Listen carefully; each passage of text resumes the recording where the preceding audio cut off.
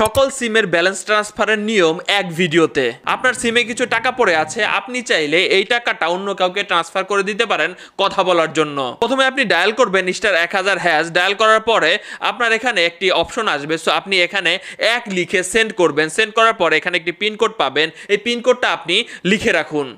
এরপরে আপনি আবারও *1000# ডায়াল করেন। ডায়াল করার পরে আপনি এখানে অপশন পাবেন, প্রথম অপশনে চলে যান ব্যালেন্স ট্রান্সফার।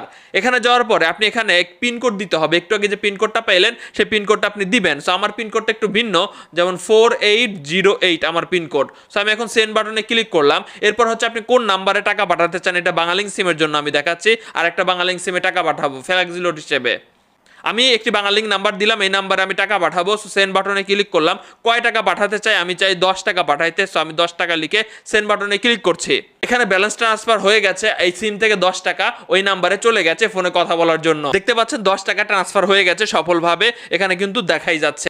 আপনি যদি পিনকোড ভুলে যান তাহলে আপনি এই যে 3 নাম্বার অপশন থেকে আপনার ক্লিক করে এনআইডি কার্ডের লাস্টের 4টা সংখ্যা দিলেই আপনি কিন্তু নতুন পিন পাবেন এবং সেই পিন দিয়ে ট্রান্সফার করতে পারবেন। জিপি, বাংলালিংক, রবি, এয়ারটেল, টেলিটকের জন্য কোডগুলো দেখতে পাচ্ছেন, নিয়মগুলো দেখতে পাচ্ছেন। ভিডিওটি শেয়ার দিয়ে রাখুন, সবার উপকারে আসবে। একটা কথা বলে রাখি, আপনি যদি পিনকোড ভুলে যেয়ে থাকেন তাহলে কাস্টমার কেয়ারে ফোন দিবেন, ফোন দিয়ে বলবেন যে ব্যালেন্স ট্রান্সফারের পিনকোড ভুলে গেছি, তারা নতুন পিনকোড আপনাকে পাঠিয়ে দিবে।